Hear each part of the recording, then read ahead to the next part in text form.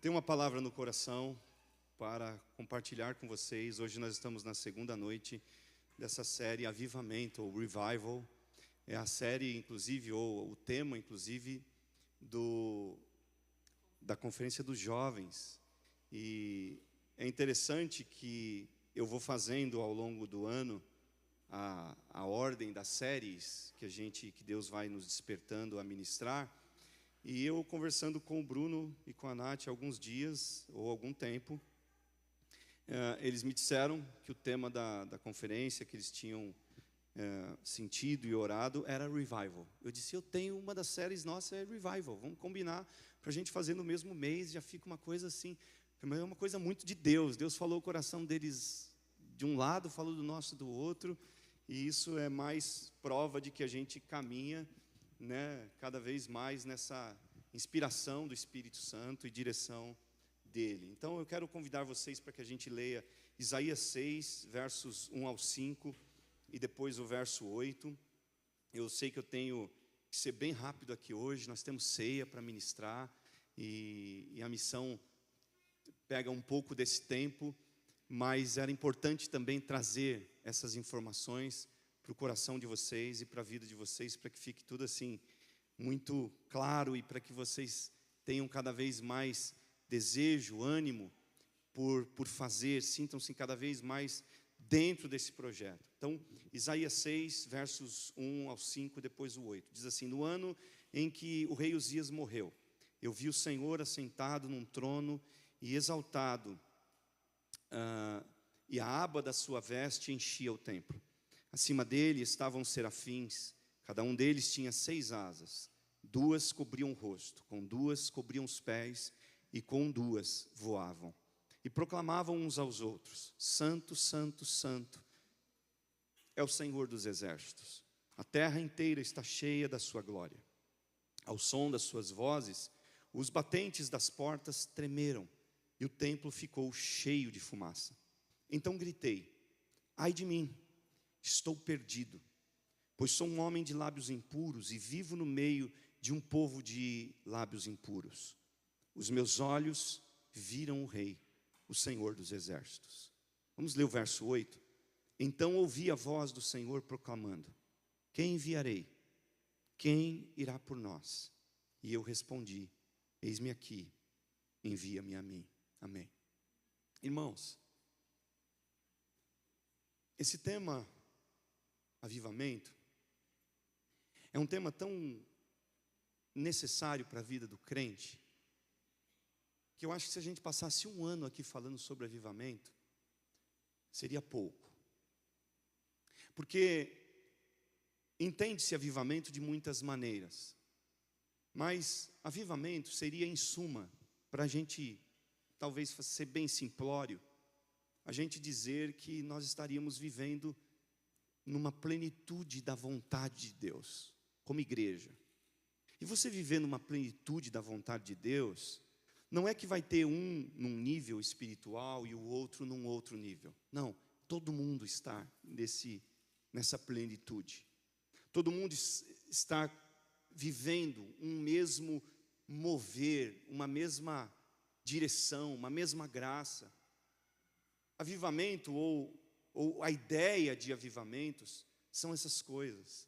É aquilo que está escrito em Atos, no capítulo 2, acerca da igreja primitiva, por exemplo, que eles tinham tudo em comum, que nos dias em que os apóstolos estavam vivendo, depois do mover do Espírito Santo, do fogo do Espírito Santo que eles receberam, eles tinham tudo em comum.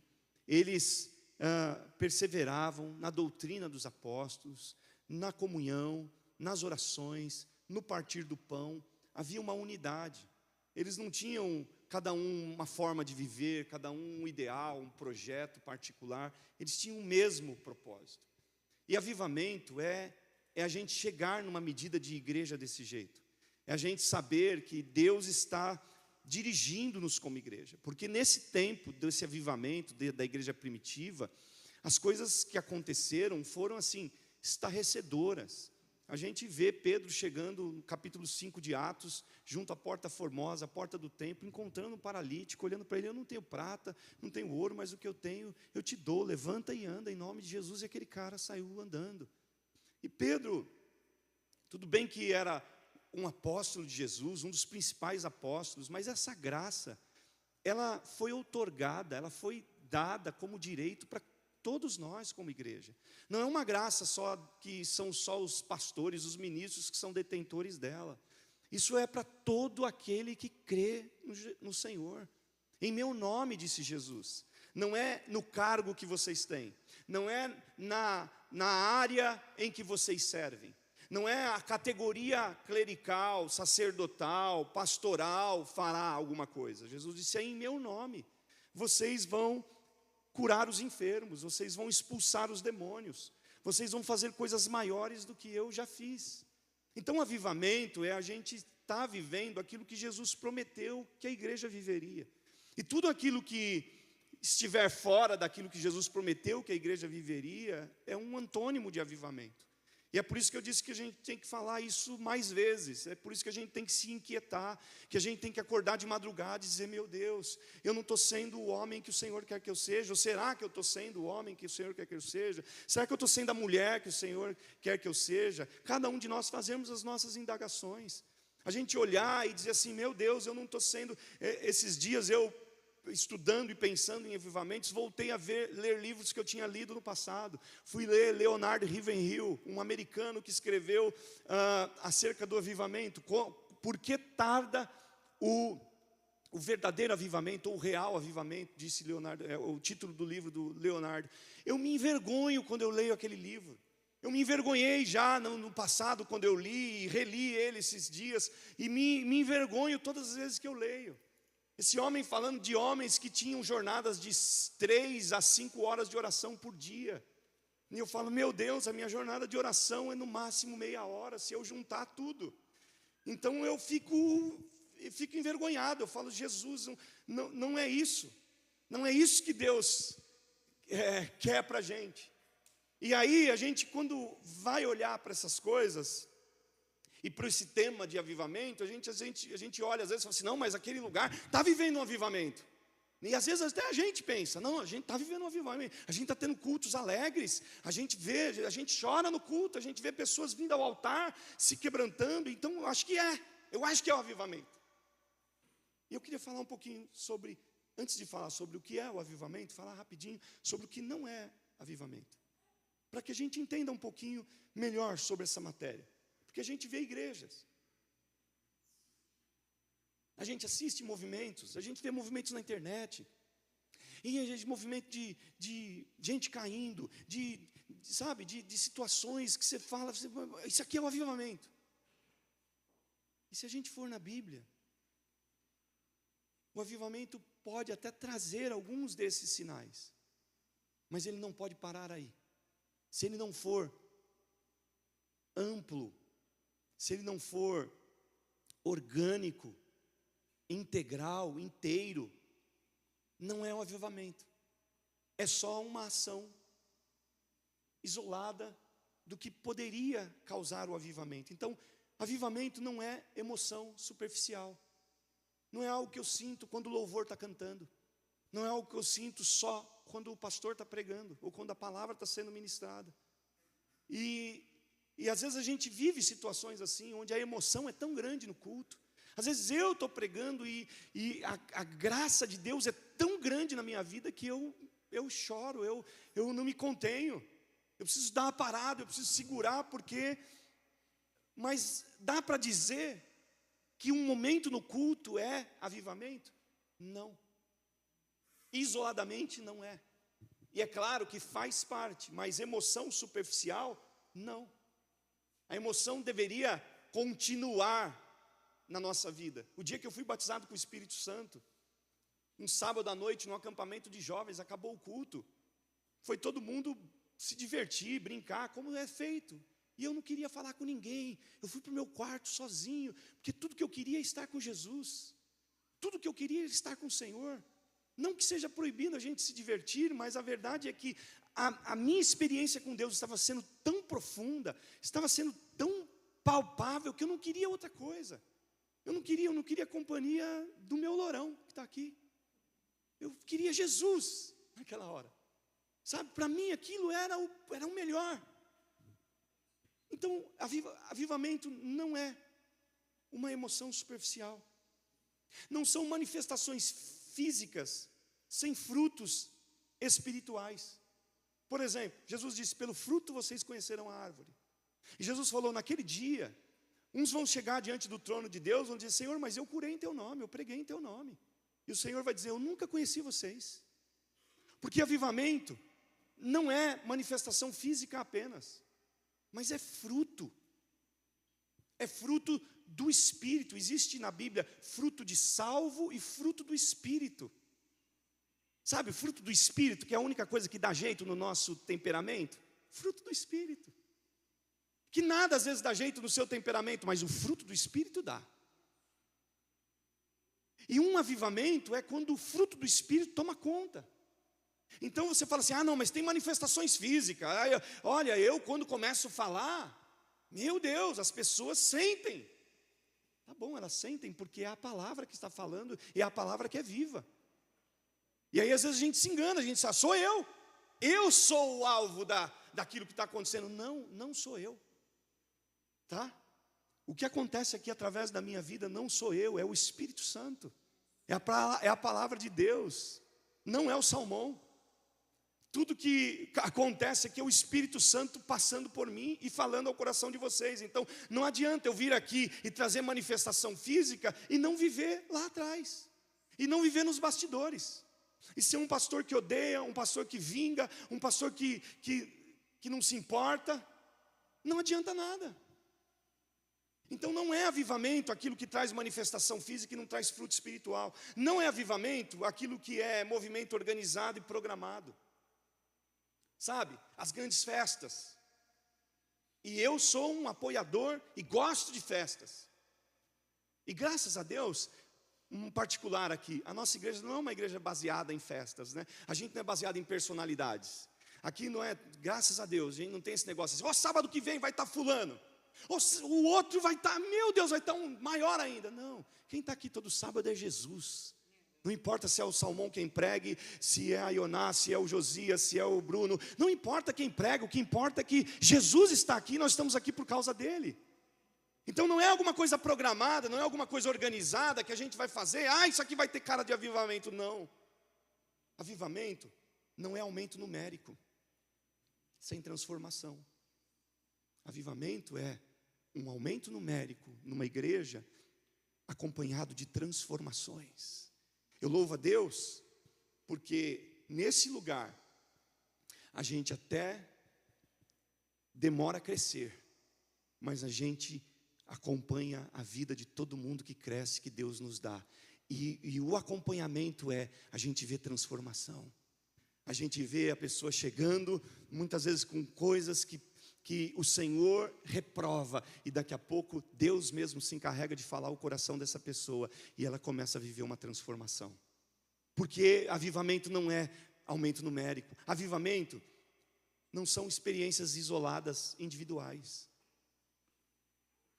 Porque não adianta eu ser o crentão sozinho, só para mim. Isso não foi avivamento. Avivamento é aquilo que é compartilhado. A igreja tinha tudo em comum, a igreja dos apóstolos, a igreja primitiva, tinha tudo em comum, não ficava só para eles. Imagine Pedro, agora eu tenho, o meu know-how, longe de mim, eu andei com Jesus. Imagina Pedro, não, esses caras estão junto com a igreja, junto com o povo. 3.000 pessoas se converteram no primeiro sermão de Pedro. E como é que eles estão? Reunidos nas casas, compartilhando Jesus, compartilhando o que Deus tinha dado para eles. Porque avivamento não são experiências individuais isoladas. Avivamento não é ativismo religioso sem profundidade espiritual. A gente é chamado a servir, nós somos uma igreja de servos, nós somos uma igreja de voluntários, mas a gente tem estimulado, a gente precisa ver Jesus além do serviço que a gente presta. A gente precisa de tempo com Deus, a gente precisa de tempo de oração. Nós estamos nesse altar todos os sábados, mas toda madrugada do sábado, a liderança dessa igreja se reúne em oração. Todas as 3 horas da manhã a gente se liga, pega o telefone e a gente ora juntos. Porque a gente não quer viver um ativismo religioso, uma igreja organizada, uma igreja bonitinha. Nós temos tudo isso, graças a Deus. Mas nós queremos ser uma igreja com profundidade espiritual. Avivamento não é só busca, ou não é busca por sensacionalismo. Isso não é avivamento. Não é moralismo externo, sabe? A gente ficar olhando como é que é esse, como é que é esse, como é que é aquele, o que você usa, o que você não usa, deixa eu ver. E esses moralismos externos. Tem muito lugar que é assim.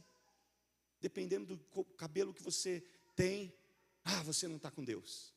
Dependendo da roupa que você usa, da calça que você usa, esse cara não está com Deus, essa mulher não está com Deus. E é claro que Jesus nos ensina a nos portar com decência. A gente sabe que a sensualidade é um pecado que a Bíblia condena. Então a gente não vai ser sensual, a mulher de Deus não vai ser sensual, mas a gente não é nisso. Não é nesses detalhes que as pessoas se apegaram, que algumas igrejas se apegaram. Pedro fala sobre isso, ele disse: a beleza da mulher não esteja no frisado do cabelo. O que é frisado de cabelo, Pedro? Na época de Pedro, frisado de cabelo. Imagina se Pedro soubesse que as mulheres de hoje usam chapinha. Usa um secador de cabelo que custa $700, não é? Vocês conhecem esse secador? Um dia eu ouvi, fiquei estarrecido. Falei, graças a Deus, Deus ainda não mostrou isso para Ioná. E graças a Deus ela saiu agora. Tem um secador de cabelo que custa, deve ter baixado. Se baixou para 500, mas custava 700 quando eu vi. Alguém sabe o nome, gente? Olha, tem muita gente que tem. Está vendo?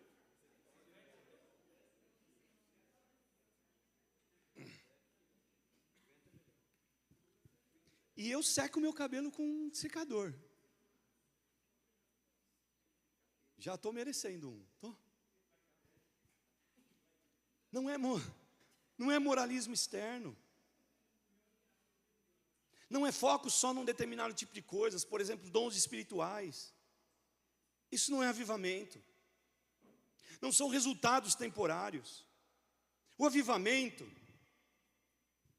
é aquilo que a gente vê Isaías vivendo no texto que a gente leu. Eu vou precisar correr, eu tenho tanta coisa para falar, tenho tanta coisa que eu estudei, que eu preparei, que eu li, que Deus me deu, mas eu vou precisar correr para a conclusão. Porque avivamento, já que avivamento não é tudo isso que eu falei, avivamento seria o quê? Avivamento é uma convicção profunda de pecado, do que é o pecado, e ao mesmo tempo o arrependimento dele. E quando eu falo arrependimento, a gente já falou sobre isso aqui, não estamos falando só no arrependimento do me sentir mal e do confessar aquilo, mas é de eu deixar aquilo. Esse é o verdadeiro arrependimento. É eu abandonar aquela vida, é eu estabelecer uma espécie de um asco, de um ódio para aquilo ali, sabendo que aquilo ofende a Deus, ofende a santidade de Deus, que aquilo altera a minha própria identidade como servo e filho de Deus. Imagine que tem coisas que pode estar alterando a sua identidade. O que você tem que fazer com isso? Você tem que rejeitar isso, você tem que olhar isso com olhos num sentimento de se defender disso e não se acomodar com isso, e não falar, isso aqui eu não consigo vencer, sabe? Então eu vou lidando com isso aqui, eu vou acomodando isso na minha vida, e eu vou vivendo, e Deus vai sendo misericordioso comigo, e eu estou levando. Não! Deus te aviva quando Deus te dá uma convicção, e quando você, nessa convicção, começa a olhar para aquilo que está destruindo a tua identidade, e começa a lutar contra aquilo, e começa a odiar aquilo. Se tem alguma coisa que está deturpando a sua identidade cristã, a sua identidade de vida que Deus estabeleceu para você, você precisa se armar e lutar contra aquilo. E é claro que existem coisas que não vão ser tiradas de nós, como o espinho da carne de Paulo. Então se prepare para rejeitar aquilo o resto da sua vida. Porque tem coisas que Deus não vai tirar. Tem coisas que Deus não vai alterar, não vai mudar. Você vai lutar e vai ser a vida inteira lutando contra aquilo. E você tem uma fraqueza, você fala, meu Deus, o que acontece? Já tenho 10 anos de crente e essa fraqueza me persegue. Bem-vindo. Bem-vindo, você está na hora de você colocar, na verdade, um sign bem grande no seu coração, de que você vai precisar lutar contra aquilo o resto da sua vida, ou boa parte da sua vida, mas você não vai de jeito nenhum ceder. Sabe por quê? Porque Deus é com você. Porque Deus nos garante, a palavra de Deus diz que junto com a tentação vem também o escape. Ninguém tem desculpa para viver no pecado e dizer, eu não podia, eu não consegui. Não, Deus te deu escape, você é um servo e uma serva de Deus. Existe escape para você, existe escape para mim. E é o avivamento que faz e move a gente para isso. Um avivamento é quando existe uma oração intensa e prolongada. É quando as orações apenas das formalidades da nossa vida abrem espaço para algo profundo, intenso.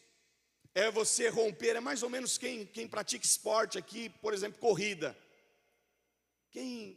Faz tempo que eu não corro, mas eu fui corredor de rua muito tempo, principalmente no Brasil. Participei de São Silvestre, gente, me respeita, por favor. 16K, levei ela ainda na garupa.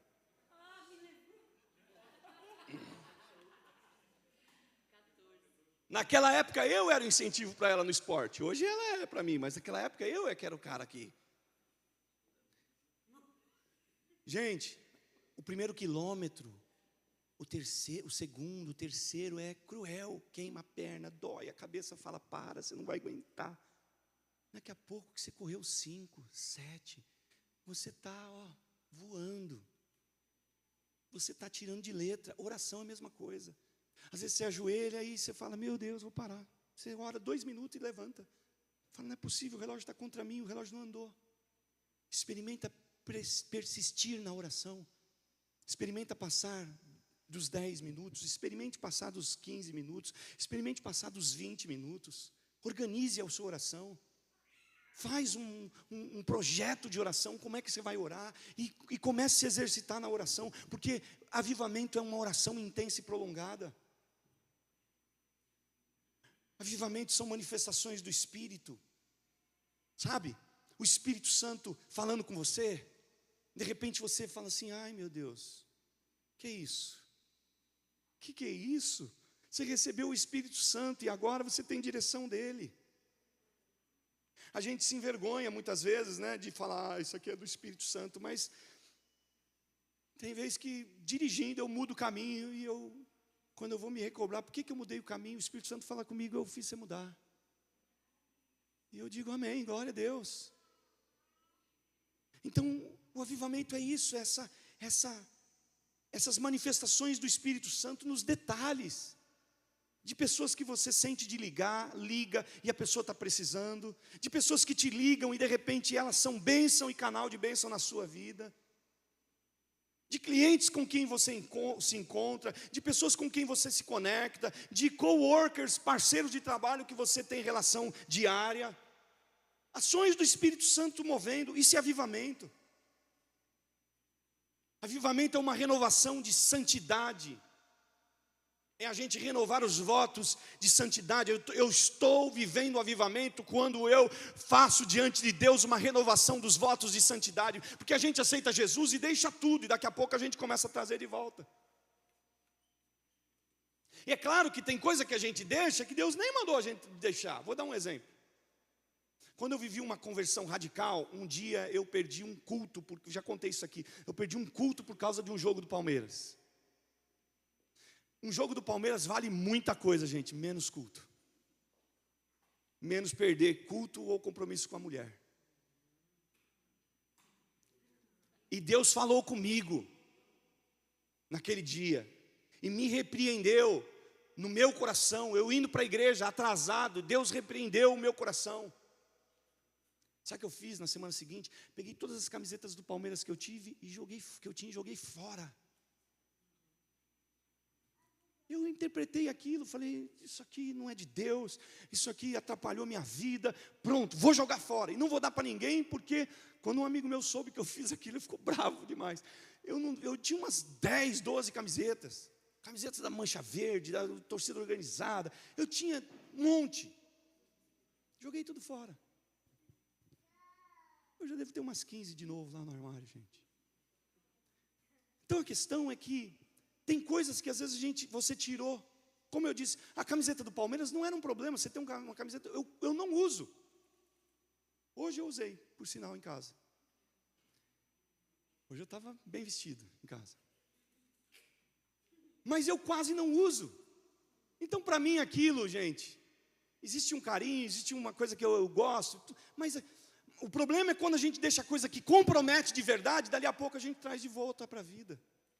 Antigamente você condenava e hoje você acomodou no seu coração, na sua vida, na sua agenda. E Deus nos desperta em avivamento para que a gente comece a remover, para que a gente comece a fazer uma renovação da santidade, do nosso voto de santidade com Deus. Avivamento é quando a gente começa a viver um louvor e uma adoração fervorosa. Fervorosa mesmo, você está na igreja, de repente você sente que o Espírito Santo está tocando a sua vida, você já não está mais importando com quem está do seu lado. E se você fala assim, de repente eu não quero mais ficar de pé, eu vou me ajoelhar, isso é uma oração, isso é uma adoração fervorosa. Quando a gente vê que não tem uma coisa uníssona, todo mundo faz a mesma coisa, não. De repente tem um virado para a parede, tem outro que já está lá na vida do outro, ministrando, abraçando, e durante a adoração está ministrando da vida de alguém. Isso é quando uma igreja vive um avivamento. Eu preciso ir para o texto, senão a gente não termina. Eu queria falar dos avivamentos históricos. Os avivamentos históricos que a igreja viveu na terra, em tantos lugares. Rua Azusa Street, ali em Los Angeles, que viveu através de um afro-americano, um negro, cego de um olho, e Deus avivou essa nação por meio de um homem que pregava num caixote de madeira, numa oficina mecânica em Los Angeles. E Deus visitou aquela oficina, visitou aquele homem e fez algo que mexeu com toda a nação americana. Foi parar no Brasil esse centelho de fogo que Deus acendeu na vida desse homem. Um avivamento que começou na vida desse homem e que daqui a pouco ele expande e começa a ministrar na vida dos outros. Um avivamento do Tozer, que foi um pastor americano também, que preparava os seus sermões, orava e lia os seus sermões durante a semana, por horas, e antes de subir ao sermão ele rasgava, antes de subir ao púlpito, ele rasgava o sermão, jogava fora e pregava a palavra.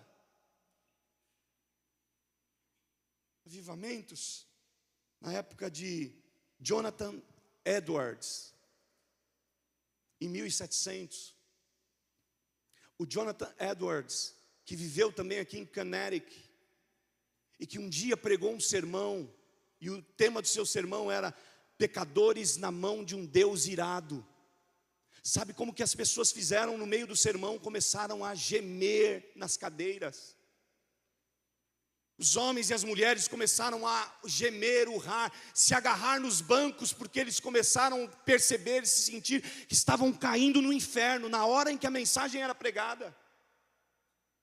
E o Jonathan Edwards viveu essa grandeza de trazer avivamento, de ser um homem que Deus usou para trazer avivamento para essa nação, para esse lugar. E a gente leu sobre quem? A gente leu sobre Isaías. Isaías vive um grande avivamento. E eu termino falando sobre 3 coisas que acontecem quando um avivamento acontece, quando o avivamento de Deus vem. A primeira delas é que a gente sente um desejo muito grande por Deus. E a gente começa a olhar para Deus. A gente leu Isaías dizendo no começo do texto: no ano em que o rei Uzias morreu, eu vi o Senhor. Ele olha, ele vê Deus. E esse ver Deus só acontece depois da morte do rei Uzias. Isso significa o quê? Que o avivamento às vezes não vem porque existe alguém ou alguma coisa que está impedindo a gente de ver Deus, que precisa ser removido. No caso de Isaías é o rei Uzias, que Deus vai dizer: chegou seu tempo, Uzias, porque agora eu quero levantar Isaías. Ele tira Uzias da frente de Isaías. Isaías só tinha olhos para o rei. O rei era seu parente, então ele é admirador desse rei. O trono do rei Uzias é tudo para Isaías. Aí Deus diz assim: eu vou tirar Uzias desse lugar, desse trono, e aí você vai olhar para um outro trono. E ele olha e vê Deus no trono. Então um avivamento, ele é um desejo por Deus, é a gente olhar para cima, é a gente começar a se inquietar com Deus. O Leonardo Ravenhill, nesse livro que eu falei para vocês, Porque Tarda o Verdadeiro Avivamento, ele diz assim: irmãos, se nós fôssemos tão eficientes na tarefa de enriquecer nossa alma quanto nós somos na de cuidar dos nossos interesses pessoais, constituiríamos uma ameaça para o diabo. E aí ele continua dizendo, ele diz assim: no contrário, se nós se fôssemos ineficientes no cuidado dos nossos interesses, do seu trabalho, dos seus estudos, das suas coisas, como somos nas questões espirituais, estaríamos mendigando.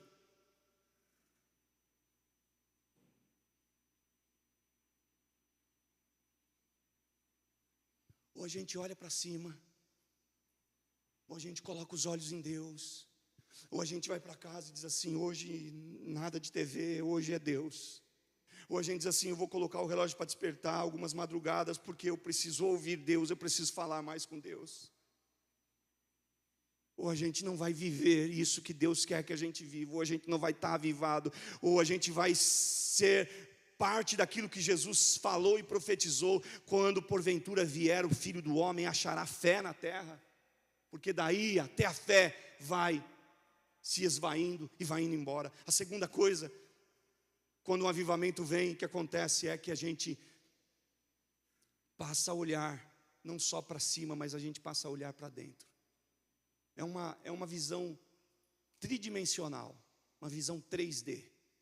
A primeira visão é que a gente olha para cima, para Deus. A segunda visão é que a gente olha para dentro. Quando Isaías vê Deus, ele diz: ai de mim, que vou perecer. Eu sou um homem de lábios impuros, habito no meio de um povo de impuros lábios. E eu estou perdido, Deus. A visão tridimensional de um avivamento é você olhar para Deus e em seguida olhar para si. Você fazer uma autoanálise, você fazer uma análise sincera de quem você realmente é.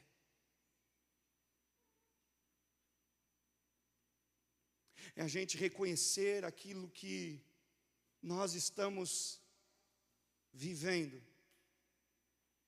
E a gente entender: será que é isso? Será que você pode fechar os olhos hoje à noite? Eu vou pedir que você feche. E fazer uma varredura da sua vida, do seu coração. Se é isso mesmo, o que Deus está querendo de você, está pedindo de você, está requerendo da sua vida nesse tempo. Você está vivendo a vontade, você está vivendo a direção, você está vivendo exatamente o que Deus quer que você viva. Isaías olhou, e quando ele olha, ele fala: não dá.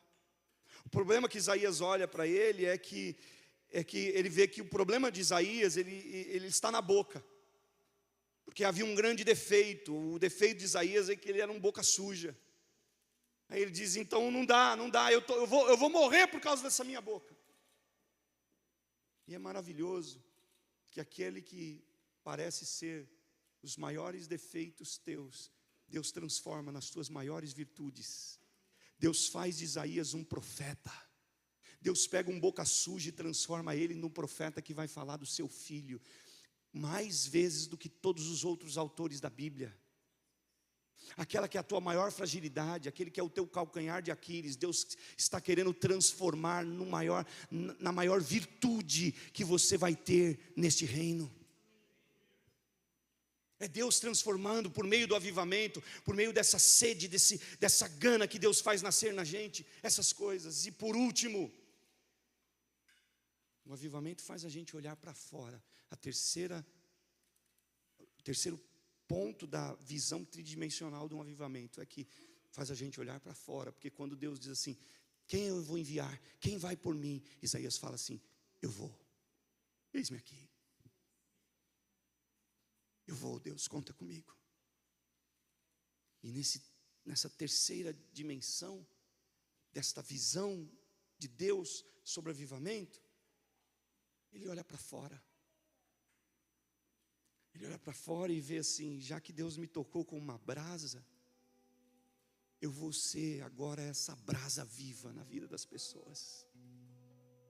Já que Deus me transformou, eu vou fazer um compromisso de ser um agente de transformação na vida das pessoas.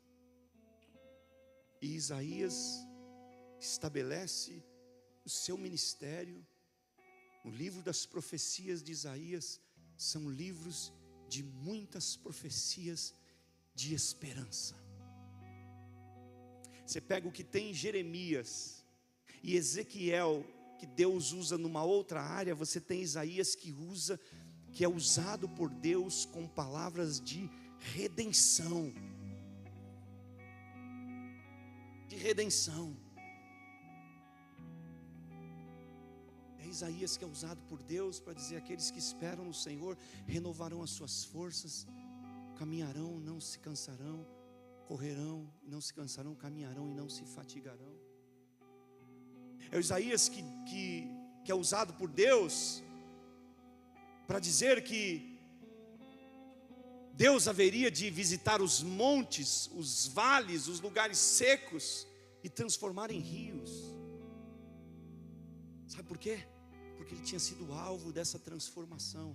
O que Deus fez e está fazendo na nossa vida toma uma proporção de avivamento quando a gente também começa a repercutir isso, reproduzir isso na vida do outro. Quando a gente entende que não vai ficar só para nós, mas a gente vai fazer com que isso avance. Esses homens que viveram esses avivamentos históricos,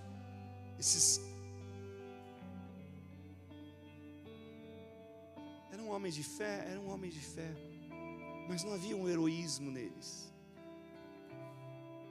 O heroísmo da fé é depois que você morre, como na galeria dos heróis da fé de Hebreus 11. O que havia neles era uma disposição, uma predisposição de se deixar levar por Deus. E eu creio que é nesse se deixar levar por Deus que a nossa vida é levada ao avivamento.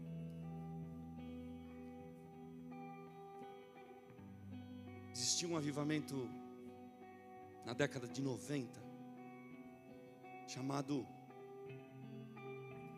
é conhecido também como um avivamento de Pensacola. Ele tem um nome em inglês que eu não me recordo. Aqui em Pensacola, na Flórida, uma igreja que se reuniu para um culto e eles não conseguiram terminar o culto. E eles ficaram fazendo culto por semanas. Durante 5 anos, aquela igreja celebrou cultos todos os dias, avivados. E as pessoas vinham confessar os seus pecados, as pessoas vinham se arrepender, as pessoas vinham e começaram a ter mudanças de vida. E os testemunhos do avivamento de Pensacola era: milagres aconteciam, as pessoas que tinham problemas com vícios deixavam os vícios, as pessoas que tinham problemas de caráter, o caráter era transformado e tudo começou a mudar por causa de um avivamento. E o que eu creio é que nesse tempo Deus está nos congregando para falar esse tema conosco, porque quer, porque deseja, porque intenta que nós sejamos essa igreja do avivamento. Você quer? Se nós queremos, tudo pode acontecer. O culto dessa noite pode não acabar. Essa sua madrugada pode se transformar num emaranhado de revelações de Deus, de sonhos espirituais. Os seus olhos podem se abrir e você começar a ver coisas que você nunca viu. Tudo pode mudar nesses próximos dias. Deus tem um avivamento para o seu povo. Deus tem um avivamento para nós. A gente sair e dizer assim: a minha fé é viva. E a gente não só sair dizendo assim: ó, a minha igreja é legal, mas dizer assim: a minha fé é viva.